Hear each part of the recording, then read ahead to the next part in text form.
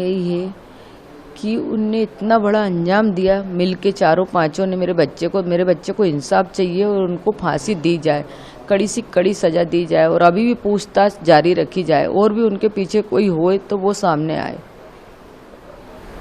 ये कहना चाहूँगा कि आपको लग रहा है कि और भी लोग इसमें शामिल हो सकते हैं? हो सकते हैं, क्यों नहीं हो सकते। जब वो इतना रास्ता बदल सकते हैं यहाँ से वहाँ से, तो फिर वो आगे भी हो सकते ना। सोनम की जो बात आ रही है, जो आपकी बेटी शादी हुई, पहले भी आपने बात की होगी, तो कभी आपको शक नहीं हुआ कि वो इस तरीके की घटना कर सकती है या वो किसी और से प्यार करती है? हमने उस चीज़ पे गौर नहीं करा ना, ध्यान ही नहीं दिया ना। मतलब कि अपन शक क्यों करेंगे, अपन ने किसी की लड़की लेके आ रहे हैं अपने लड़के के लिए, तो अपन तो जो उसका पुराना क्या बीता हुआ है उस पर तो अपना ध्यान जाएगा नहीं। अपन को तो नई खुशियाँ दिख रही थी ना, तो अपन ने तो नई खुशियाँ की तरफ ही ध्यान दिया था ना। राजा भी काफी खुश थे शादी से। राजा बहुत खुश था, सब वीडियो में नाच रहा, कूद रहा, बहुत मस्ती कर रहा, सबके साथ बहुत खुश था मेरा बेटा। वो क्या, हम पूरे घर भर के बहुत खुश थे, क्योंकि उसकी शादी का हम बहुत दिन से इंतजार कर रहे थे। तो हमने सोचा मंगली लड़की अभी तक मिली नहीं, अब मिल गई तो कर दें। जबकि है ना, हमारे लड़के के लायक भी लड़की नहीं थी, इतनी लड़का इतना सुंदर लगता थे के बाद भी हमने सोचा संबंध जुड़ जाएंगे, अपने समाज वाले उठने बैठने लायक लोग हैं तो अच्छा लगता, समाज में 4 जने बैठते उठते हैं, तो इसीलिए हमने कर दी थी। जब वो यहाँ से गए तो आपकी अंतिम क्या बात हुई थी राजा से? अंतिम बात मेरी बस यही हुई थी कि बेटा कहाँ तक पहुँच गए। तो उन्होंने बोला था कि मम्मी अभी रास्ता में हूँ। इसके बाद में उसने बोला था कि मैं एयरपोर्ट पहुँच गया हूँ। एयरपोर्ट के बाद उन्होंने फ़ोटो डाली थी, फ़ोटो में मेरे को चेन दिखी थी।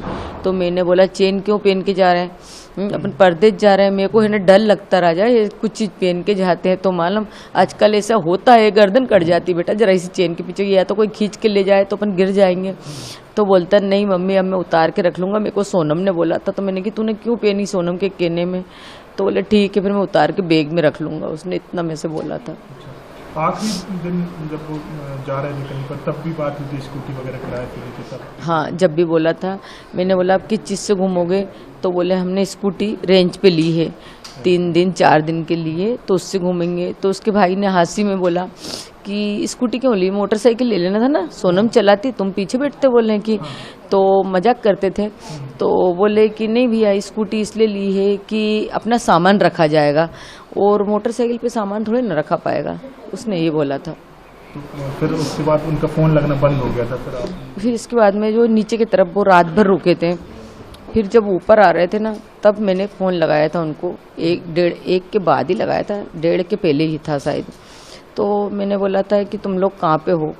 तो बोले सोनम ने फ़ोन उठाया था, राजा का फ़ोन 22 तारीख से बंद था, तो सोनम ने फ़ोन उठाया था। तो मैंने बोला कहाँ पे हो? तो बोले मम्मी अभी तो हम चढ़ाई चल रहे हैं। तो मैंने कि तुम्हारी तो सांस फूल रही है सोनम।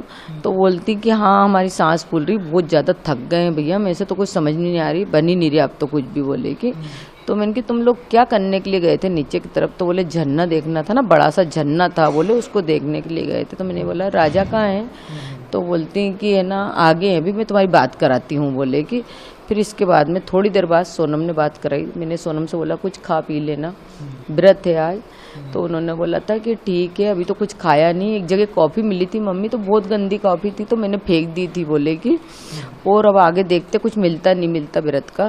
बोले ये तो मेरे से बहुत बार बोल रहे कुछ खा लो, मगर मैंने नहीं खाया कि नहीं मेरे ये घूमने के चक्कर में मेरा व्रत खराब नहीं कर सकती। उन्होंने मेरे से ऐसा बोल दिया।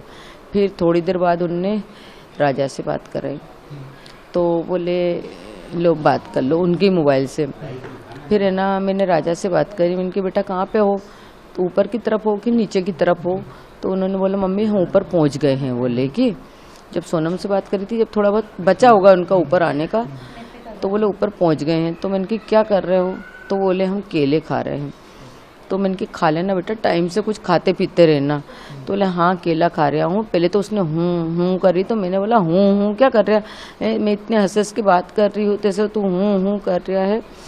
तो बोलता कि कहीं नहीं मैं केले खा रहा था। तो मैंने कि कब आओगे? बस अब जहाँ से थोड़ी देर बाद तो यहाँ से निकलेंगे। तो मैंने कि घर कब आओगे? तो बोले 2 दिन बाद आएंगे।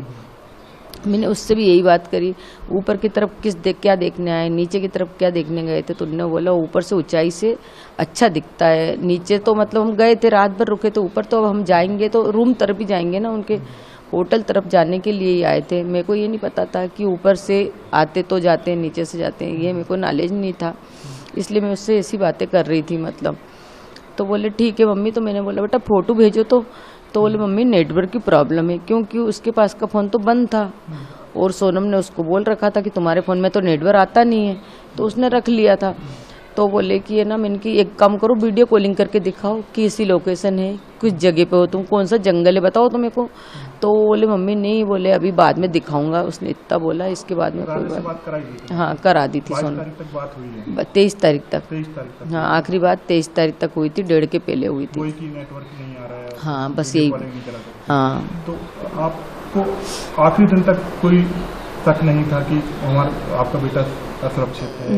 नहीं कोई शक नहीं था मेरे को, आखिरी दिन तक कोई संदेश भी नहीं हुआ मेरे को। और बाकी बात उनकी मम्मी से उनने क्या करी सोनम ने, ये मेरे को नॉलेज नहीं है। हम सब लोग बात कर रहे हैं, सोनम की माँ से भी बात हुई है तो, और राज की माँ से भी बात हुई, आपसे किसी को भी इस घटना पर भरोसा नहीं हो रहा है। सब यही कह रहे हैं कि वो चाहे सोनम की माँ हो बोल रही है उनकी बेटी बेकसूर है, कोई फंसा रहा है। राज से जो बात हो रही थी, राज उनकी जो प्रेमी बताया जा रहा है, वो उनकी माँ से मैंने बात की तो वो भी बोल रही है कि हमारा बेटा बेगुनाह है। तो आप क्या कहेंगे? आपकी एक माँ है, राजा की माँ है, आप क्या कहेंगे? मैं तो ये कहना चाहती हूँ कि मेरे बच्चे को इंसाफ चाहिए। जिस किसी ने भी मेरे बच्चे के साथ गलत करा उनको कड़ी से कड़ी सज़ा दी जाए, हो सके तो फांसी दी जाए। कोई भी हो, वो इतनी टीम में से या तो मेघालय पुलिस से भी मेरा यही वो है कि और भी वहाँ पे आपके पहचान वाले जो भी हुए उनको पता होगा कि इंडियन लोग कौन थे, वो उनका चेहरा बताया जाए। बस मेरी यही दरखास्त है बस। आप तो एक माँ है, तो अभी तक आपको भरोसा भी नहीं हो रहा कि इस तरह की घटना हो गई है? भरोसा इसलिए नहीं हो रहा है कि अपन ने उसको ब्याह के अपने घर में लाए, उसको बेटी जैसा अपन ने माना, तो मतलब एक बहू अपने बेटे के साथ ऐसा कैसा कर सकती, और अगर नहीं करा तो उसके साथ कुछ गलत क्यों नहीं हुआ। आपने बोला कि आप और भी लोग 4-5 जो हैं अभी पकड़ा गए, लेकिन आप शक है कि और भी हो? हाँ मेरे को अंदर से शक है कि और भी हों उनके टीम में। अब वो कौन हो सकते ये तो मेरे को नॉलेज नहीं है, वही लोग ही बताएंगे, जब उनको सटके पड़ेंगे ना तो ऑटोमेटिक पता चलेगा। सोनम के घर वाले जो हैं, क्या उन्हें आपको लग रहा है कि इस सब के बारे में पता हो सकता है? क्या उनने भी कोई बात आपसे छुपाई हो शादी से पहले कि उसका किसी से प्रेम संबंध है, लेकिन वो वहाँ शादी नहीं कर रहा है, आपसे कर रहा है, कुछ चीज़ छुपाई होगी? क्या आपको लग रहा है? हो सकता है, देखो हर माँ बाप छिपाता है कि शादी के बाद तो सब माहौल ठीक हो जाता है, हो जाता शादी के माहौल सब माहौल ठीक, और हमने छिपाई नहीं छिपाई वो उनको पता है, अपन को इस चीज़ के बारे में कुछ नॉलेज नहीं है। हो सकता है छुपाया होता है, क्योंकि छिपाई होगी तो उनकी माँ को ही पता हो सकता है, उनके बाप को और भाई को तो कुछ चीज़ का नॉलेज इतना नहीं हो सकता, क्योंकि माँ अपने बच्चे को बचाना चाहती है। फांसी की सजा की मांग करेंगे?